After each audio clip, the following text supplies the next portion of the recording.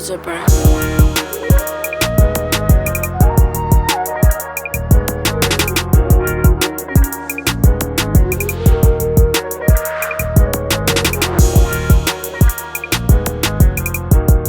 All right, we back. New episode of Just Landed, man.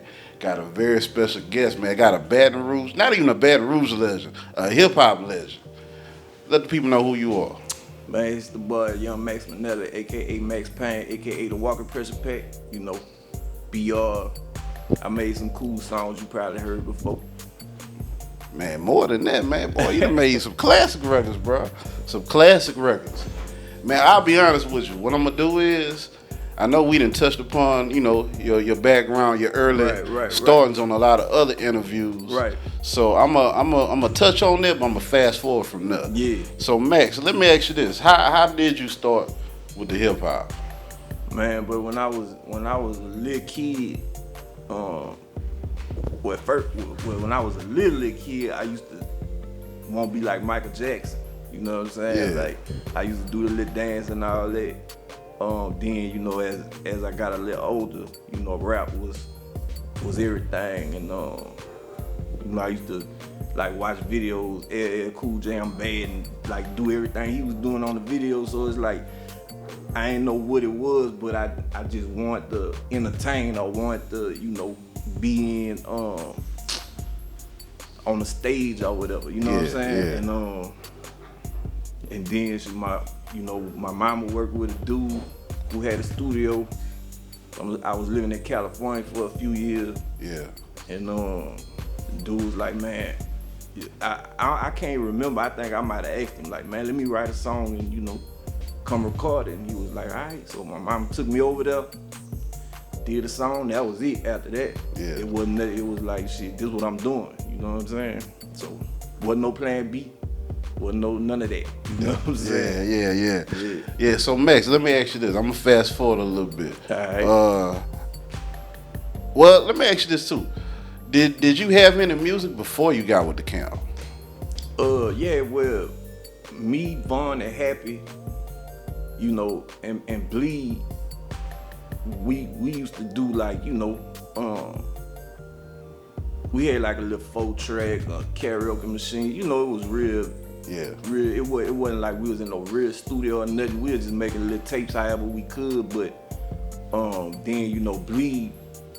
Like that with Low. Yeah. Right. What Bleed was doing, you know, with Low, and he brung us in that fold. You know what I'm saying? So, yeah. But I mean, we ain't never had nothing we put out or nothing. We had like a little single. Happy used to go to Bel Air back in the day, and we got like 100 little tapes, and you know, put a song on one side, another song on another side, but it wasn't really nothing that, you know, it been out. You know what I'm saying? Yeah, man. One particular song that stuck out to me in them early days, and me and Del talk about this a lot. Yeah. That Daredevil record on that first camp. Man. Right. How did that even come about? Who produced that? Happy did the beat. Vaughn, and I got a cousin named Gary. They call him Savage Sosa. Yeah. They actually, I was in California when they made that record. I had went to California for like the summer, cause you know, to visit my pops. Yeah. And so you know, I call them niggas every day, and they was like, man, you gotta hear this song we made, bro. Woo woo, you know. And they let me hear it over the phone and shit. And yeah, shit. When I got back, you know, it was like I had to put my stamp on. Blessed out. Yeah, you know. And so yeah, that's how it came about. And Lo put it on the first concentration camp, the compilation. Yeah. So was that your introduction to the camp? That album, that tape? Nah, really, we was on. Lo had an album called Whatever. I remember that album. Yeah. And me and Vaughn had a song on there called Player Haters. I remember that album. Yeah, it was cool. It wasn't really my favorite. You know, I wish we could have had did something a little harder than that, but you know, it's like, man, fuck it. You know, we just won't be heard. You know what I'm saying? Yeah. So, and you know, Local was like smoking hot at that time. So, Never Say Die and all that was right. Yep. Yeah. So Max, let me ask you this. Give me like, I guess, the timeline from the camp till I basically when you went independent, like you pretty much was putting everything out. What happened in transition during that time? So it's kind of like two phases of the camp. We had the one where it was Low, Bleed, me, Von, Happy, Lead Time, Boo Racine, few other people was around, and then we had signed with Priority. Yeah. And Bleed album came out, went gold. It's a classic. You know what I'm saying? We did the Concentration Camp 2, which was more like a group than a compilation. You know what I'm saying? So Max, not to interrupt, but was Bleed album kind of like a group effort? Because I see y'all was like all over that album. You know what I'm saying? Because you say it was like how 400 Degrees was with Juvenile. Do you feel like it was the same kind of? For sure, because that was just how we used to work. You know what I'm saying? We used to just basically live in the studio, and we always there, and we always just man, whoever over there that day, man, we doing the song, jump on this song, that. It was real. We was a squad. You know what I'm saying? And Bleed, we started working on Bleed album, cause how you do that there had blew up. So it's like only right that shit. He need to come out. And so yeah, we like actually though the funny part about Bleed album is Bleed at that time, like he was going through family issues or something, it ain't really for me to speak on, but he like wasn't coming to the studio as much. He was going through a lot of different little things, and but his album wasn't done, and it needed to be turned into Priority. The next day we had like a deadline, you know what I'm saying? And so Loc called me and was like, man, I'm gonna come get you and bring you to the studio, and you and Happy just finish Bleed out, you know what I'm saying? So I went there that night, and like just whatever was incomplete, like it was a song and filled in. Yeah, it was a song with no hook or whatever. I put a hook on it. If it was missing a verse, I put a verse in.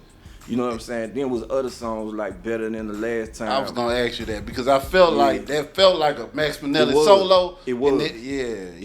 It was my song.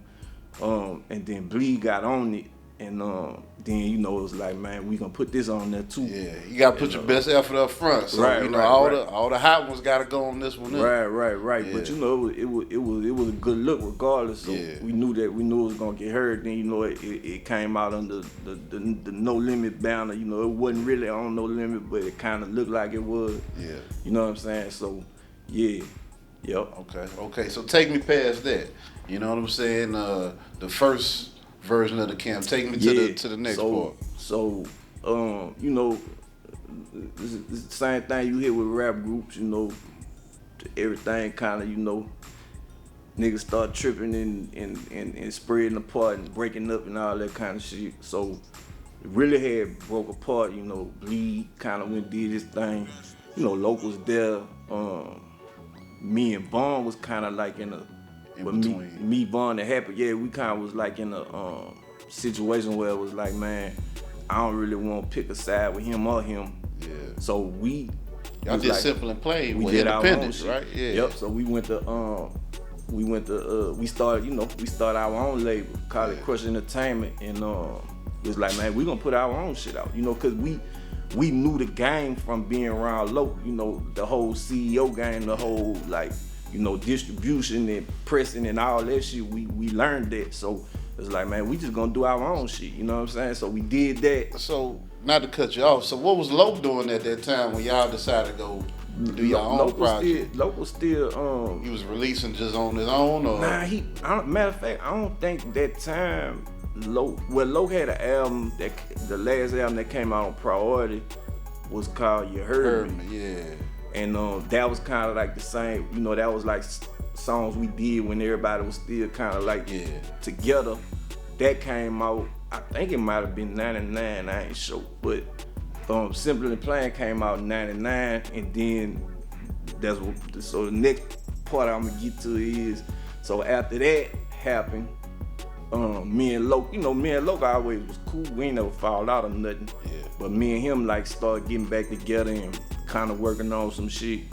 And then, you know, he was like, man, Frog bought this kid to me, bro. He dope as fuck, named Boosie. You know what I'm saying? So I remember him and Boosie did a song before I had met Boosie, and he would let me hear it. It's a song ain't never come out. Yeah. But he let me hear it, and I was like, yeah. So, you know, then it just kind of was natural to where me, him, and Boosie started recording a lot. Yeah. You know what I'm saying? Yeah. And that turned into the Camp 3. Yeah. Yeah. So yep. And then after that, it was up, cause it was kind of like we was kind of like in a little period where we didn't really know what we was gonna do. You know what I'm saying? We had that deal. You know, Bleed shit blew up, and then kind of like slowed down. Excuse me, everything. You know, split apart. You know, we did the Simple and Plain. It was cool. We sold some units and shit, but yeah. So once that Camp 3 came out, bro. Yeah, it turned y'all back up. Yeah, it changed everything, bro. Changed everything, and then shit. That after that, we was off and running. Then Loc ended up getting locked up. Yeah.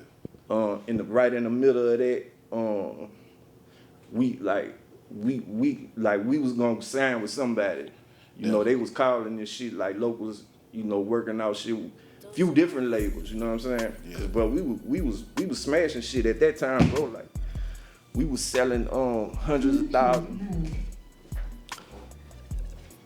We was selling 125,000 independent, you know what I'm saying? So then that little situation happened. Loc got locked up. He already was on paper, so he had to back up his time, and it was kind of like, fuck, now I'm just on my own, so I had to, sink or swim, you know what I'm saying? You played a big part, too, of getting Boosie's first project off the ground, right, because in the middle of us doing his project, that's when Loc got locked up. Right. So he had like, a half an album, it wasn't done, so Loc had a house in Houston with a studio where we'd go out there and record and shit, cause to get away from down here, cause it's like all the distractions around here, you know what I'm saying? Yeah. So we'll just jet out there and record and shit, and when Loc was like, man, take Boosie out there, for a week or two, y'all finish his album, and so that's what I did. Me and Boosie went out there, and we just finished this shit. I took it to Happy and them, they mixed it, and I took it to the people to get mastered, made sure all the artwork and shit was straight, and that was it. So Max, based off of you doing all this and knowing all this, yeah, you ever why you never decide to go the CEO route and kind of put some artists under you and kind of push music like that? Because it seemed like you had the mind for it, you knew what to do, and you had the reputation of being a great artist yourself. Yeah, man. I mean, I done had times where I was fucking with artists like Reno. Yeah, Reno, and, Vaughn was, I still was fucking with Vaughn. But man, like, let me see how I can answer this question, bro. I ain't like,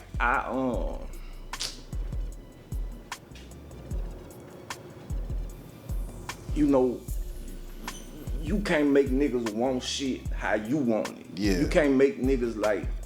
It's kind of like a Kobe Bryant effect where he wanted a certain kind of way more than his teammates did. I'm not saying wanted a certain kind of way, just want it. Like, man, I want, like, ain't nothing finna stop me. I'm gonna do this shit. Like, regardless to, what's going on. Just hungry, you know what I'm saying? And then, other people, I ain't saying they wasn't hungry, but it just be. You got a different passion for it. Yeah, exactly, passion. Like like the way I put it is, I had to realize, like, man, this shit was my dream. Yeah. And them was my niggas, so they was fucking with it, but I don't think it was really they dream like it was my dream. Yeah. You see what I'm saying? So, and then like as time went on and shit, it done been a couple other little dudes that I thought about fucking with and shit, but I just be, I don't know, bro. I ain't saying that I never do it, but it gotta be the right They gotta be the right artist for sure. Yeah. Now, you know, it's like, man, these youngsters, bro, they so wild. Yeah, you gotta make sure they ain't got no beef and no all that. You can sign a nigga and then they'll be dead in 2 weeks, you know, and that's sad to say, it's fucked up, but it's the truth. You know what I'm saying? So it gotta be somebody who got a good head on their shoulders and really, you know, about, you know, not really out here slanging iron and getting shot at, and like I don't want to be standing next to no nigga and then, you know, shit, they shooting at me too. You know, that's how niggas be doing. And it's like, man, fuck all that. Now, unfortunately, it's always a nigga that ain't even got nothing to do with it. They get hit. Them be the ones that get it. So, you know, I'm just like, man, hey, bro, my name been too good out here for too long. Like, I could go anywhere. You know what? Ironically, man, me and Delvin talked about this. And he wanted me to ask you this. So this is the perfect time to ask you. Yeah. How did you manage to stay out of beef in Baton Rouge? Man, it's like, man, I carry myself in such of a way, like, man, I respect you, you respect me. You know what I'm saying? Like, I don't do no funny shit to no nigga, or, you know, stab no nigga in the back, or, you know, I'm just straight up, like, if you fuck with me, you fuck with me. And I think you need to be commended for that too, bro, because to have a career this long and nobody can pinpoint a situation where they said Max was flawed for this or Max did that bad or none. That says a lot, because in Baton Rouge, you know, unfortunately, we see a little bit of everything. Yeah, for sure. I mean, it done been little things that people don't really know about that kind of, you know, but it's like at the end of the day, like, bro, I ain't finna, you know, I ain't with the, like, if me and you got an issue, bro, come on, we gonna talk about this issue, you know. I'm not finna jump on the internet and say, man, fuck that nigga, and, you know, all that shit just clown to me, you know what I'm saying? So, yeah, bro, I just, man, look, I bring respect, just like I demand respect. Like, man, you don't disrespect me, I ain't gonna disrespect you. Right. I stay out niggas' way, niggas stay out my way, and it's just, you know. Yeah. So, speaking of that, I know we got the Diamonds in the Dirt documentary about to drop. Right. You know what I'm saying? And I've been seeing something, bro, and I understand, like, both sides of the situation, where a lot of people been kind of like, why wasn't I featured on there, or why I'm not. But I don't think people really understand, man. Number one, this is like a 2-hour documentary. You only can fit so much into it. It ain't 2 hours, like, and that's the thing, like, you know, it's like, people always seem to miss the fucking when I tell people about that, you know, like, man, look, this was my idea. They always seem to miss that part, but then they got something to say, you know, and I just be like, man, bro, at the end of the day, what fuck you do a movie. Yeah. You know what I'm saying? If you don't like it, you do it, you know? Yeah, and I thought about something too, just from a director, producer, editor standpoint as well. Some people do have a story, but there's no footage, no pictures, no nothing documented, so it's kind of hard to... I mean, to me, it ain't like... To me, bro, I just feel like, man, bro, some niggas left a stain, bro, and you know they left a stain, and some niggas, you know, was around maybe somebody else's story, or, you know, and it's like, man, I try to get everybody who was involved and show everybody love in a certain way. Yeah. But it's like, bro, at the end of the day, everybody not gonna get a, you know, a look like that because they just wasn't like that. You know what I'm saying? Yeah, like, but even still, I'm saying that to say, like, bro, my plan always was to, like, bro, I've been wanting to put on for this city since, you know, day one. You know what I'm saying? Cause I always felt like, man, we don't get the fucking credit we supposed to get. Yeah. You know, and then, you know, niggas be getting on and then they just leave and don't reach back like they should. Like, I ain't gonna say they should, like they could, you know. Yeah, but I get what you're saying. But that's their thing. I you know, everybody got their own reason, but me, I always been like, man, fuck that, I wanna put on for this bitch. And it's like, bro, you know, Baton Rouge niggas don't never do nothing to help no nother Baton Rouge nigga unless they winning off that shit. Yeah. You know what I'm saying? Yeah. Like, it's gotta be like, man, I'm directly winning off you to help you or put you on or to give you a look or some shit. And with me, I ain't like that. You know what I'm saying?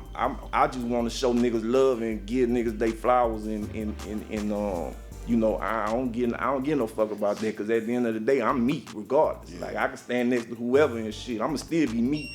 You know what I'm saying? I don't have no like man, I don't want that nigga to shine or no shit, man. Fuck all that, bro. Man, it's enough money and enough everything for everybody out here. Right. You know what I'm saying? Right. Yep. Right. So look, I know we had gotten to your career in the timeline. Just give me a little bit more like after Low. You know what I'm saying? I know you did Me and My Hustle. Yeah. You know what I'm saying? Yeah. And then from there you kind of started dropping independently back to back. Right. You know, what was the mindset at that time? Oh shit, man, it was just feeding the beast, bro. Like, you know that. Do Your Thug thing to me was like, for a period of time, the biggest record in the city. You know what I'm saying? How did you feel when that song kind of took off like that? Man, it felt good, bro, because that was like really kind of like my first one of them like that. You know what I'm saying? So just to go, like, I remember it was the Plantation Inn, and this one like that shit had just came out. You know what I'm saying? So I hadn't really been out to see what they was fucking with, and we was at the Plantation Inn. I think I had a show at. Did I have a show at that bitch? I don't know. I don't think I did, cause now that I think about it, what I'm finna say, it don't make sense. But some reason I was at the Plantation Inn. Yeah. And Boosie and them was in there. You know what I'm saying? And man, and the DJ, they played Do Your Thug thing in that bitch, and like, man, them bitches went crazy. You know, Boosie and them was in that bitch just going crazy. Like, everybody was going crazy, and I was like, fuck, this bitch is, you know. Hey, Max, let me ask you this question, bro. Back then, especially back then, if a nigga was getting stomped on, was it that basically was indicating if the song was a hit or not? Do you Pretty believe much that theory? like, yeah, and it's fucked up to say that now. I be thinking like, man, that's some ignorant shit, but that's what it was though. It was like, man, if they ain't fight to your music, they wasn't rocking with your music. If I go do a show and they ain't fight, I'm like, damn, bro, we ain't rock that bitch, like, you know, cause you know what I'm saying? That was the motherfucking gauge, like, man, they tore it down out there. Hey, I'm gonna tell you a funny story. You know that song, You Don't Like a Nigga Do Something? Yeah. Man, the first day, just before the song even came out, but I had my album, that bitch was coming out. It was already, you know, pressed and all that. It might have been like a week or so before it. And I had a show at Vibes. And when I went to Vibes, when I first got there, I bought the thing up to, it was DJ New Orleans, DJ Boosie. Say, man, play this fucking song for me. I just want to see, you know, how they. And man, they started fighting off that bitch the first time, never had heard it before. Man, you know what I'm saying? That's when you like, know it's a real hit. That's how you know, bro. Them helicopters came on that bitch. Just, you know what I'm Happy saying? did that track? Yeah. Man, that track is crazy even to this day, bro. Right. Like it didn't age or nothing. Yeah, I ain't never heard no shit like that. I was like, man, what? I said, bro, this shit is crazy, bro. You know, I call it helicopter, but it's you know how to just you know. So look, what's the mindset when you come up with these hits? Do you know it's a hit like as soon as you drop it or? Not all the time. Some of them know, like it be them certain ones like Do Your Thug thing. I knew that bitch was what it was, you know. Can I Help You? I knew that bitch was what it was, you know. Bitch, Get Out Your Feelings. I knew that bitch was what it was. But everything else just kind of pretty much like, I ain't really know, like, man, it just was like, oh damn, look how they fucking with this, like, you know what I'm saying? Yeah. But so it be some that you kind of like. Is there something that you was like, man, I know it's a hit and it didn't really do All what the you time. thought? All the time. Any particular record you still look back like, why they ain't catch on to that album? Man, it's a lot of them, bro. Fuck, I can't really. I had to look at them all and just, but yeah, all the time, bro. Or I got one. I got a song called "Touching the Roof" with me and Kevin Gates when I was fucking with Dead Game. Yeah. Like, man, I thought that bitch was gonna go, cause that bitch, you know, hard, and I mean, that bitch just ain't, you know. But then it got other songs like "I'm So On," like. Everybody around me hated that song. They ain't like it. You know what I'm saying? It was like, man, I ain't fucking with that. You know what I'm saying? And that bitch caught on. When I put that bitch out, it was just like, you know, it was gone. So, you know, it be different things. It be different little, you know.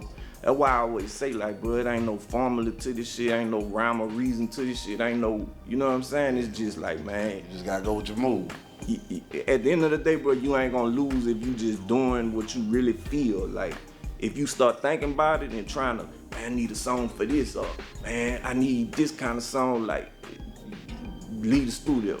You know what I'm saying? Don't fuck with that, cause you wasting your time. But when you just, you know, come just straight from the gut with this shit, that's when you get that shit. You know what I'm saying? Yeah. One thing I noticed too, from the generation that you come from, the rap hustle was so much different. And, Totally different. And I seen like you would touch on a lot of different places, a lot of small towns, big towns, with what you're doing. One feature in particular that stood out to me that I don't know if a lot of people know, you did a record with Big Crit back before he had took off. Yep. You know what I'm saying? So how that came about? Man, fucking MySpace. Like, all them dudes used to hit me up on MySpace, bro, you know, and that's how I started fucking with him, you know, and then, you know, at that was the time when it was like, man, just send, you know, we first started sending like emails and songs send it and back, shit. So yeah, that's how I did it with him. Shit, man, Paul Wall. The way I started fucking with him and Chameleon that had came to Baton Rouge one time for remember when they used to have a Family Day in the Park? Yeah. I think it was it Family Day in the Park or was it the In the Summer Jam? Might have been. I think it was still Family Day in the Park. Yeah, that was early 2000, like 2000, like 2001. Yeah, 03 or something, 04, somewhere around there. And they was on the radio and they was just like, man, that boy Max Minelli from Baton Rouge, he hard, you know what I'm saying? And I was like, oh shit, them niggas showing me love, so we ended up linking up and like Young Buck, I remember Young Buck came down here one time from G Unit.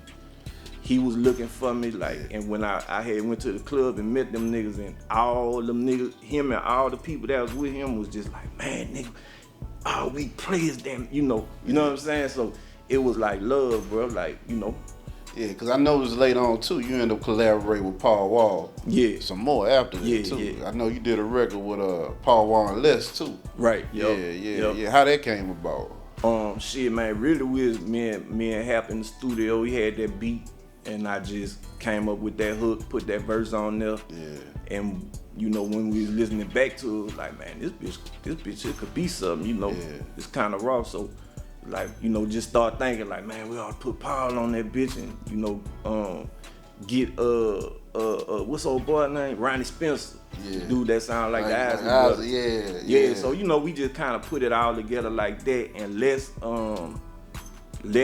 I think he had an album that was coming out like right at that time. So it was just kind of like, man, we, you know, Les could put it on his shit. And we shot the video and all that. I even got Dobie D to do the scratching on that bitch, so it's like all, you know, we just built that. Authentic, like it's all the way authentic. Right, yep. Definitely. Man, Max, let me ask you this. Proudest moment? Man, proudest moment, bro. That's one that come to mind just right off the top of my head is I remember when Bleed album went gold, and I gave my mama that gold record for Christmas, and that was like, you know, that was that was a moment that, you know, stick with me. Other than that, man, I don't know, bro. I don't know, bro. I appreciate everything, bro. I appreciate when people fuck with me. I appreciate that shit. You know what I'm saying? Like. Cause people don't understand like how hard it is to get somebody to go to work every day, all day, work their ass off, get their check at the end of the week or whenever, and take some of their money and spend it with you. You know what I'm saying? Like that shit don't just happen. You know what I'm saying? Like people gotta really fuck with you to spend their money with you. You know what I'm saying? Yeah. So I always I never take that shit for granted. You know what I'm saying? Yeah. Is it anything in music that you haven't accomplished that you still want to try to attain, or you feel like you done hit most of the goals that you wanted to at this point? I mean, I still more shit I want to do. You know what I'm saying? Like I want the world to, you know, feel me. You know what I'm saying? Yeah. Like, but at the end of the day, bro, I don't get caught up in, man, coulda, woulda, shoulda shit. Like this my life. This what God had planned out for me, and I'm, I'm still here, bro. I'm still, So who knows what tomorrow might bring? You know what I'm saying? But you just, as long as you just don't never stop, and just keep on pushing, like, shit, yeah. So let me ask you this. I think one thing a lot of fans want to see that haven't happened yet, and I don't know if it's even possible. Yeah. But trying to get at least the original camp back together for at least a song. I knew you was gonna say that. I knew you was gonna say Hey, that. look, you ain't gotta say it, but I would say it. I know how Bleed be feeling. I done talked to Bleed before, so I know how hard it is to try to put that together. Yeah, shout out to Bleed, man. That's my big brother, man. But me and him been talking a lot. We had a show together not too long ago, and that's my big brother, bro. But yeah, Bleed feel how Bleed feel, and at the end of the day, bro, when people ask me that, the thing I be telling them kind of like is, man, would it even be the point of that right now? Cause I feel like, it was a time, a era back then when we was doing that, but man, we done so much shit since that. It's kind of like a lot of people don't even know about that. Yeah. You gotta be real, old, people that's a little older. Like, I think it's kind of like when people want Dipset to get back together. Yeah, I mean, I understand the nostalgia and it'll be dope to see. Yeah. But at the end of the day, it's kind of like, man, if it gotta happen organically. Like, if you force it, it ain't gonna be. Yeah. So, man, who knows, bro? I kind of was thinking about, if anybody gonna be able to do it, it'll be you. At least to do the record. I was thinking about putting all them niggas on the song like Bun, Bleed, and Lope, but I don't know if somebody gonna feel like, nah, I don't want to be a part of that or not. So I just kind of like, man, you was trapped. Yeah. So look, I mean, I don't know if this been touched upon. I don't know how you feel about it, but I've always wanted to see the collaboration with you and Boosie again. Yeah. You know what I'm saying? I feel like a lot of his best music was when y'all was working together. I think that'll be dope, for sure. A lot of people talk about that, tell me about that too. And like when I be seeing him, he'll say like, man, people be saying it to him, but it's the same thing. It's kind of like, man, it'll come together, I believe. You know what I'm saying? Yeah. It just gotta be. It the right gotta time. come together. Like instead of forcing it or whatever, like trying to make some shit happen. Like, me and him will get together and do some shit. Yeah. Like when he brought me and Lope to the Boosie badge, that shit was, was hard. You know what I'm saying? Yeah. That shit was dope. Like, and so it's like it be little things like that we'll get to do sometimes, and people. See it and fuck with it. You know what I'm saying? Yeah, and even then too, man. Like even with the Laylo stuff, man. I know you said y'all did an album once before that never dropped, or we was working on. We was working on like around when that was like 07-ish, 08, somewhere around there. We kind of started working on one, but well, all the unreleased music you got, you ever thought about maybe just putting some of that stuff out? I mean, I done put a lot of unreleased music. I got one thing called The Vault 1 and 2 that I put out. I mean, you had the Manila World mixtapes too. Yeah, somebody sent me them because I didn't even have it. I didn't even have a copy of none of that shit. You should ask Big Blaze. Big Blaze keep everything. It was somebody on, I think maybe on Instagram or something was telling me about that, and I was like, man, I don't even have none of that shit. And he was like, man, send me an email. I got all that shit. And he sent me It might have been Blaze. It might have been. I can't remember who it was, but yeah, he emailed me some of that shit. I hadn't heard none of that shit since back then, but but some of that shit I lost, bro. Like, cause I had a computer that crashed on me, and a lot of shit was on there. You know what I'm saying? So it kind of like fuck, man. A lot of shit me and Vaughn was doing, and for the other Laylo album. Definitely. Okay. Yeah. Okay. So Max, let me ask you this too. What you feel like was your best situation? What time of making music was your favorite moments or your most enjoyable moments? I say early on, like, well, of course when we was young, you know, early camp days, cause we was still kids basically, you know what I'm saying, and we was just living our dream basically, you know what I'm saying. So that shit was dope. But then like around them times when I really got my thing going, you know, after me and my hustle and thug thing and all that whole little run through the early 2000s to the, you know, 2010, 11-ish, you know what I'm saying? Yeah, Really kind of earlier because it was still pure at that time to me. Like at some point it kind of turned into like a job more so, you know what I'm saying? Yeah. And you know, cause like, man, nigga got bills now, nigga got, you know, and this is your hustle at the end of the day. Right. So it kind of, you know, that kind of took some of the fun out of it for me, but now I'm all the way back to like doing this shit for fun, music, cause you know what I'm saying? Like I don't give a, it's like, bro, I feel like this, bro, like, man, I'm making shit that I think is raw. If people fuck with me, think it's raw, cool. If you don't like it, cool. It don't, you know what I'm saying? I'm not chasing nothing. I'm not chasing no next hit single or no, you know, next whatever. Like I just, you know, want to do shit that I feel is raw, and you know, it's back to a genuine place with me. You know what I'm saying? Yeah. Look, I'm gonna bring up this too. Just I guess, you know, just a joke a little bit with you. Yeah. What about your rolling video girl, man? How you felt about that? Hey, bro, that shit was so fun, bro. That shit was fun as a bitch, bro. Shout out to Matt, my homeboy Matt. You know, the one who I do Diamonds in the Dirt with. He the one put me in that role. And the crazy thing about that is, he was telling me like Timberland had an artist he was trying to get in that role. It was a few like big artists calling them trying to get that role. Yeah. But he was like, nah, this Max role. You know what I'm saying? Right. So I appreciate that, you know, from him. You know what I'm saying?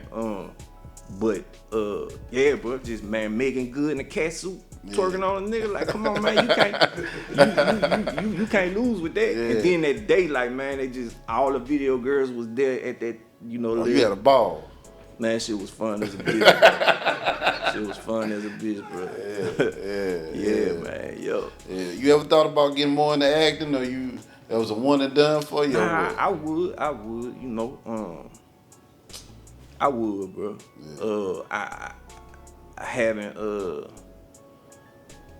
Trying to think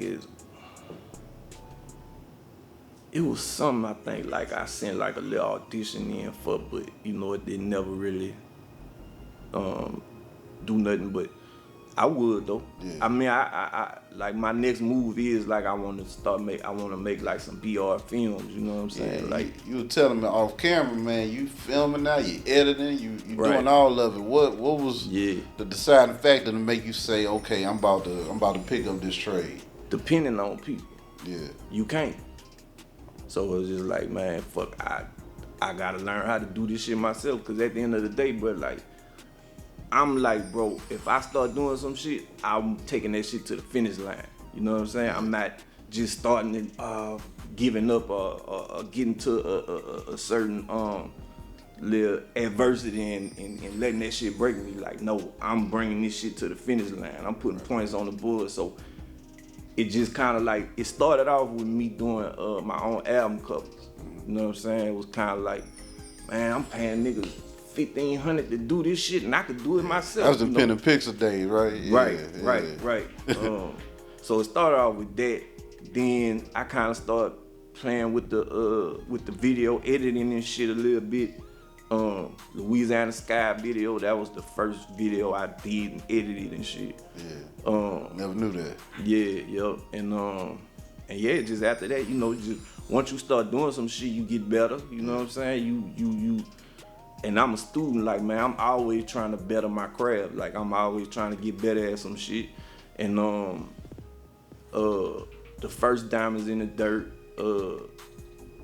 we like co-edited, but Joe Mexican actually did the editing. Yeah.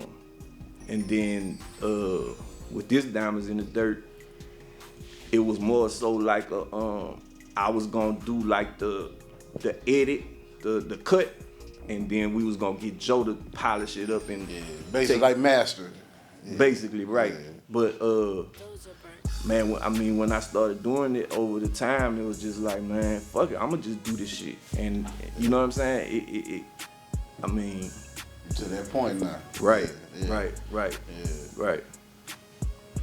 Yeah, so look, Max, I know we done ran it for a little minute.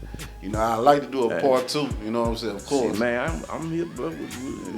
Whatever you want to do. I ain't on no clock. If you got some more shit you want to talk about or not, we can run it back. Yeah, so let's do that. So before we go, though, Max, let them know, you know, when they can catch the filmers of the Diamond in the Dirt, when it's going to drop. When this coming out? This going to drop probably in a week. Okay, so the first one going to be over with, but yeah, February 7th, Diamonds in the Dirt screening in Lafayette at the Grand Theater. February 21st, Diamonds in the Dirt 2 screening, Baton Rouge, AMC, Mall of Louisiana. Follow at Diamonds in the Dirt Film on Instagram. At Diamonds in the Dirt Film on Instagram. Or if you follow me on Instagram, the link is in our bio. That's the only place you could get tickets to go to Diamonds in the Dirt. We're not selling tickets at the theater when you get there. It's like you gotta have your ticket when you come. Right. But yeah, bro. And then Diamonds in the Dirt 2, The Birth of Jigga City, will be streaming on February 23rd. We got a big thing going on for 225 Fest. You know what I'm saying? We partnered up with 225 Fest. As a official sponsor, so we got like a, you know, we just gonna have like a big thing going on down there, bro. So yeah, bro, and Diamonds in the Dirt 2 coming February 23rd to all streaming platforms. And I got some new music about to drop too. I don't know when, but it's gonna be like real soon. I heard something about some of this new music. I had talked to Wookie. I don't know if you want to expose that to the streets yet. Yeah, but I mean, it's coming soon. I got like a project that like Savage did like half of it, Q Red did like the other half of it, and I got like a couple other beats from AD and Lit 627 to kind of, you know, put with it, but so it's gonna be like a little EP. Yeah. It's gonna be like a little EP, Max Payne 3. Yeah. And then I gotta, like, in a couple months, I'm trying to do it by April. I'm trying to drop my album called Don't Feed the Snakes, produced 100% by Happy. So me and Happy, you know, that's getting gonna be back major. together. Yeah. And so yeah, man, like, just check me out, man. Fuck with your boy, man. Shout out to BR, shout out to everybody else, all surrounding areas. Everybody who got love for Max, man, fuck with y'all a long way, man. You know, shout out to Antidote. You know what I'm saying? And shit. I ain't gonna lie, bro. I used to do my little outro, but how you did that, I'ma just say, man, we just landed and we out, man. 100.